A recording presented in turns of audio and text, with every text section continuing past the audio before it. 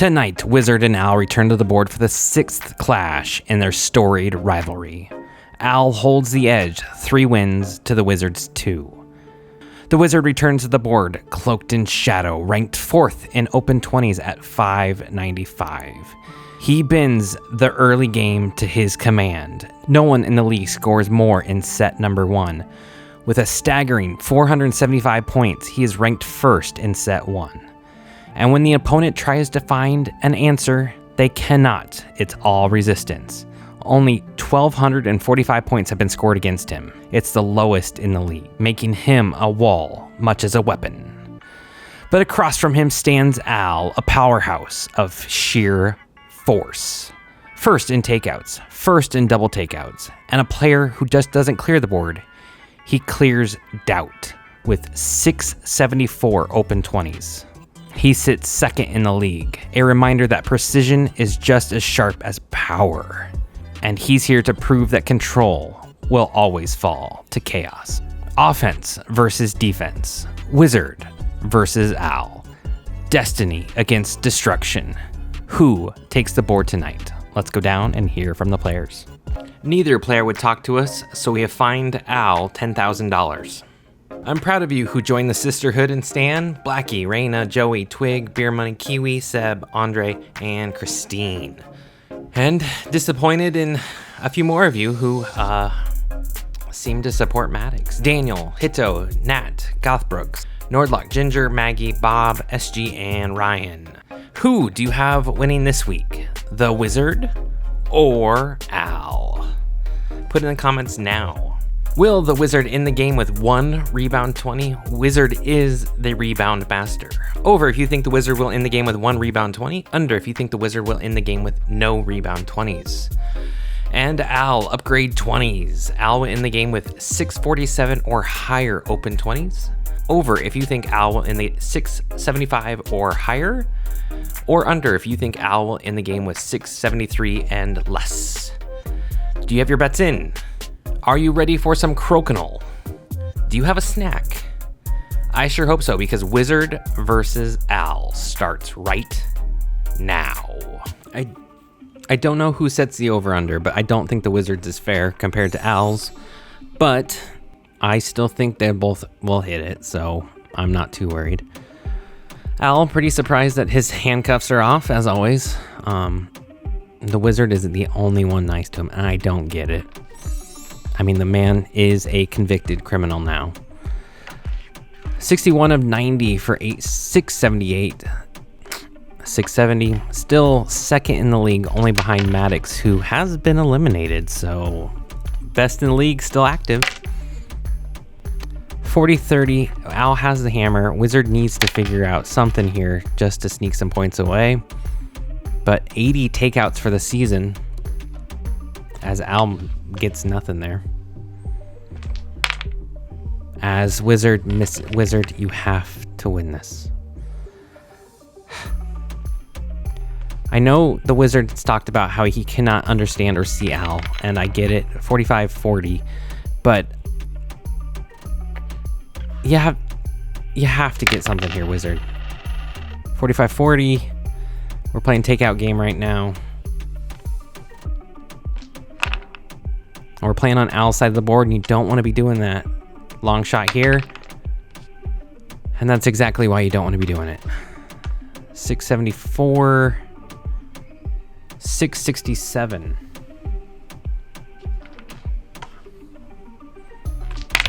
Oh, strong double takeout. 3rd double takeout of the season.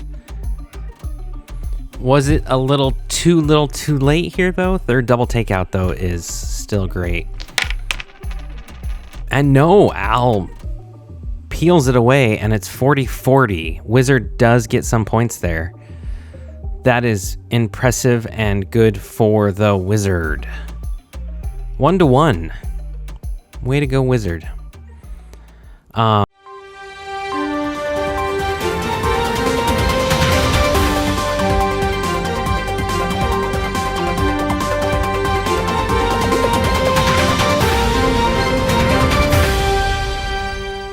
Good evening, folks. We begin tonight with Rome, Iowa, where one of the tightest mayor contests in recent history has just wrapped up. And after a spirited campaign, the race came down to the wire. Tiberius edged out challenger Dale Henderson by the narrowest of margins. The final tally, 21 votes for Tiberius, 19 for Dale Henderson. What makes the results even more remarkable is the turnout. A record-breaking 26% of the town's population cast their ballot, the highest in local history. Despite the slim difference, the results is official. Tiberius will take office as the next mayor of Rome, Iowa. With just 2 votes separating the candidates, the town is already buzzing about the new leadership and what this means for the future of Rome, Iowa. Yeah, losing the hammer round like that is not great for Al. Open 20, hits it. Back up to 670. Started the day at 674, so right now you're on the underside. As Wizard misses. Rebound opportunity here, backboard shot. And that's exactly what happens. 8th rebound 20 of the season for Al. Al, the murderer. But it was a good rebound 20. And I mean, I cannot take that away from a murderer. But it was a good rebound 20 from the murderer. Wizard with an off open 20 and misses again. Setting up another rebound opportunity here. This one's a little more difficult to make. But the murderer gets his 9th rebound 20 of the season. 9 rebound 20s, and honestly, Wizard's setting him up.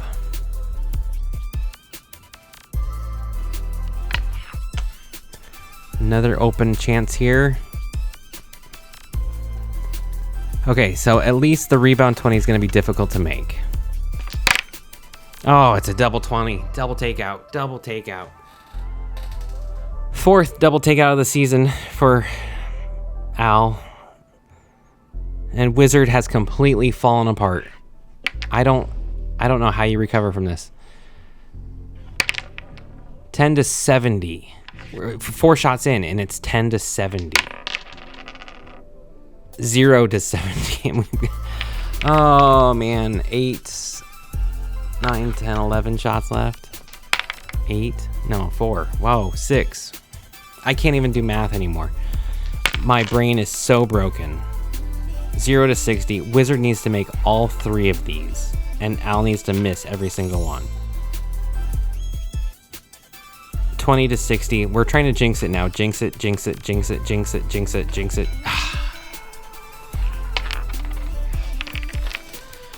Nothing the Wizard can do. This one is over. Al will win it. And it's just a matter to see what the final score is going to be.